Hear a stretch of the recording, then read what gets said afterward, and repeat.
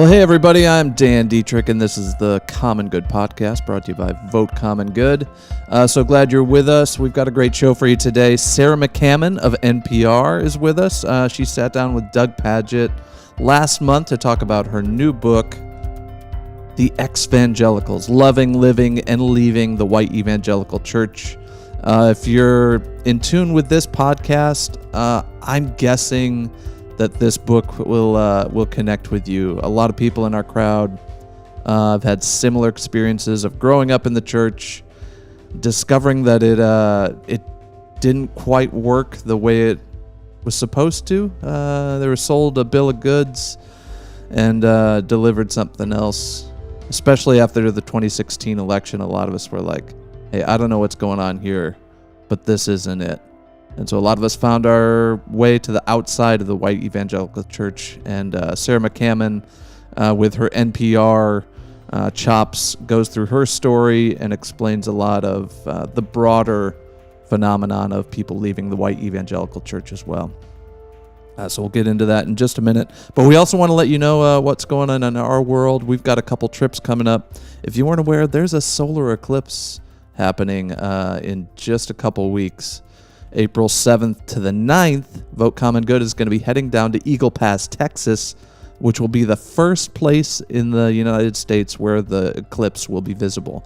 And so we're doing a little science-y field trip with astrophysicist Paul Wallace. We'll be down at the border and experiencing this eclipse and talking about science. And then in just right after that, we're going to have a couple border experiences, April 9th through the 12th in Texas and Mexico, and then April 19th through the 22nd in Arizona and Mexico. And these are experience trips. We're going down to the border and connecting with groups and organizations and friends that we made along our cycling trip along the U.S.-Mexico border. So you're going to get to meet incredible people doing incredible work and really get a sense for what the border situation is. Get beyond the headlines and the sound bites and experience for yourself what's going on at the southern border. That's coming up. And until then, though, we want to invite you into this great conversation between Sarah McCammon and Doug Pagitt on the Exvangelicals. Here it is. All right. Well, hey, Sarah, so glad to have you on the podcast and live stream today. Thanks for being with us. Yeah, good to be with you. All right. So the Exvangelicals, Loving, Living, and Leaving White Evangelical Church is a great title and a great topic. And as we said in the intro to this, something you know about personally. So this book is part memoir, part your story, and part interviews with other people about something important happening in our society. At least that's the way I read it. Is that how you would think of it? Yeah, I think that's right. I had sort of a kernel of an idea for this book for a long time. And,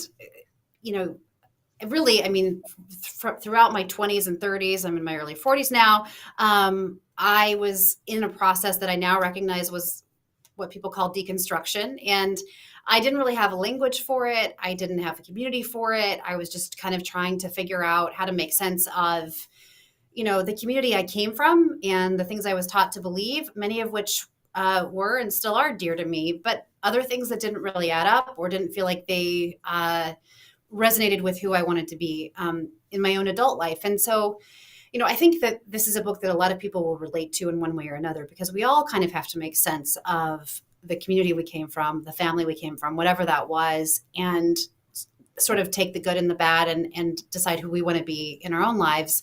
But I felt like there was something specific going on with evangelicals, because evangelicalism, as I write, is such a massive subculture. When I was growing up in it, I thought we were sort of this little tiny oppressed minority. I had no idea really how many people were evangelical in some sense, or how influential this movement was or would become. I just knew that, we believed we had the good news and we were supposed to share it. And that meant a whole lot of things.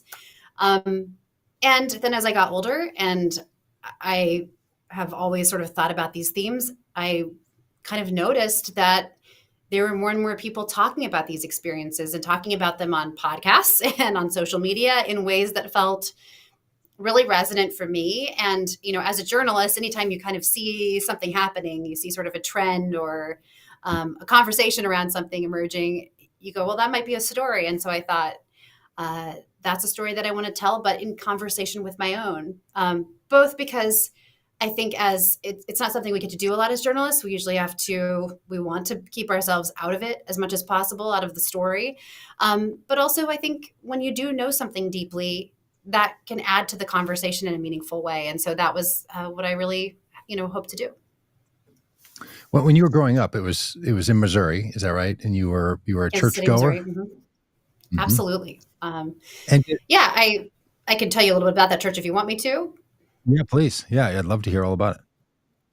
So, as you know, evangelicalism is a big umbrella term, and people debate what it means, and pollsters and sociologists and historians struggle sometimes to categorize it. But I'm pretty much talking about conservative Protestantism, theologically conservative Protestantism.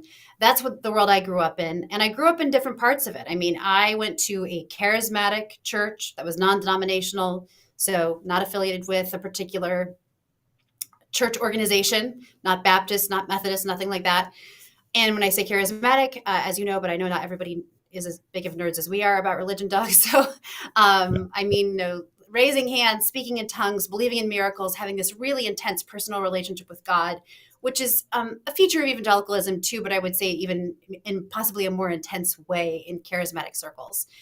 So that was my church. I went to a Christian school as well, which was also very theologically conservative, but was more closer to sort of the fundamentalist side of the spectrum. Sometimes people talk about evangelicalism and fundamentalism as two distinct movements, but I think they're really overlapping in huge ways. And so it was a little more conservative, a little more strict, but we fundamentally believed all the same things. And, and then I went to college and yet another kind of subsect, I guess you could say, of evangelicalism, because as I've said, it's just such a massive movement, but there are certain things that I think hold everyone fundamentally together, a common set of beliefs. And this was in the late 1980s and 1990s, right? When you were a kid in church and teenager through the 1990s, right. Is that right? Yeah, I was born in 81, so beginning of the Reagan era. Mm-hmm. Yeah, and that was a particular era of evangelicalism, sort of in the 80s and 90s. There was a version of it. It to a lot of people's surprise, it looks really different now. To some people and others, it's like, no, it's kind of the same thing, right? There's been some changes.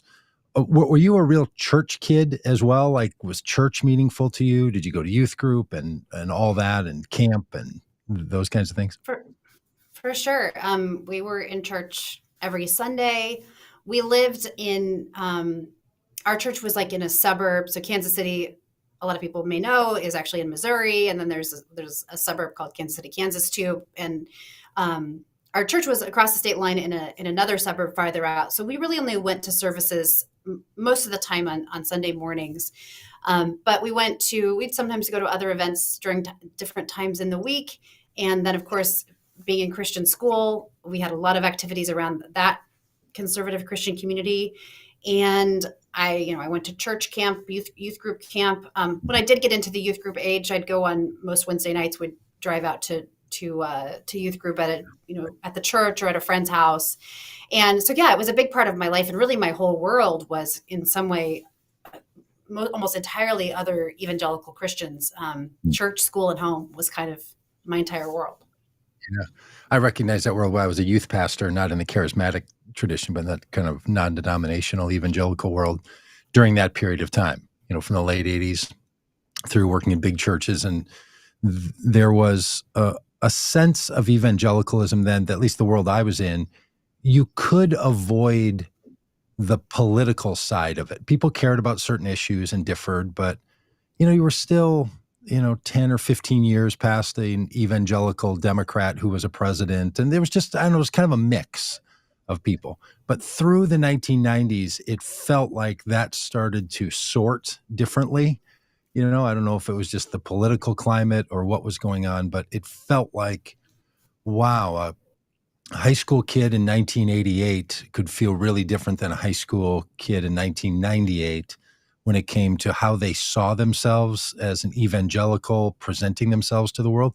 Do you feel that way? Do you think like you were part of your teenage years were right in a crucible period where there was really a shift happening in the consciousness of what it meant to be evangelical and as a teenager in America? It's interesting. Yeah, it's interesting that you say that. It's probably true. I mean, I remember, my church being involved in like anti-abortion activism. I think from a pretty young age, walks for life and things like that. But I think that about the time I was in high school. So I was 17 in 1998 when the Clinton Lewinsky scandal happened. And I talk about that a little bit in the book. And so I was kind of coming online and becoming aware of politics at the time that, the Republican revolution in the House happened and then the Clinton presidency. And I remember that, James Dobson, who was somebody that when I was, in the 80s as a child, and I read about this as well,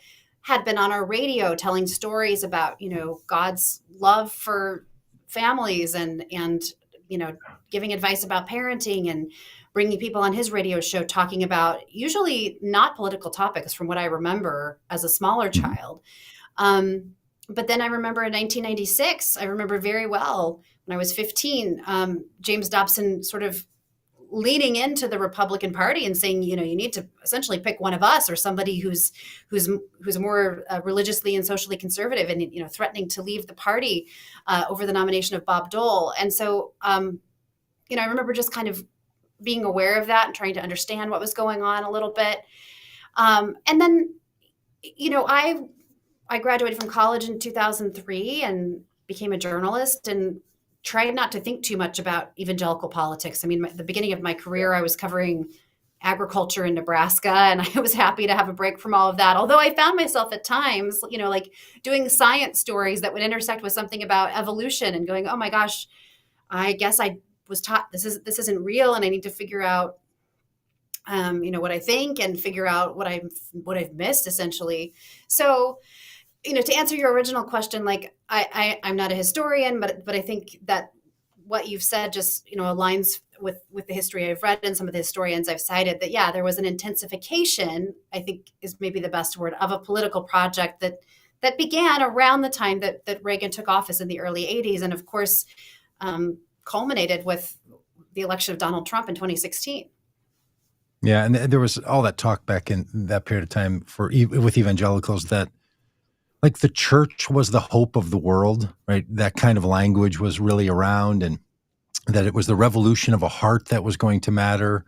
And then more progressive Christians or, people from other political swipes, they would talk about systemic issues, and evangelicals would talk about personal issues, my heart, Christ home kind of stuff, right? Like there was this big debate, and that just feels like so long ago, right? To some of us who've experienced different versions of the evangelical world. What were your parents up to then? Like what did growing up, what were they church going people? Were they heavily involved in all of this? Were you the religious one in the family, or were they also No, there? I mean, this was absolutely, they were there. And they were very influenced. I think, from my perspective, a lot of what happened is that some of the loudest voices were the voices that had a specific political agenda, which may or may not have had anything to do with the original meaning of Christianity. But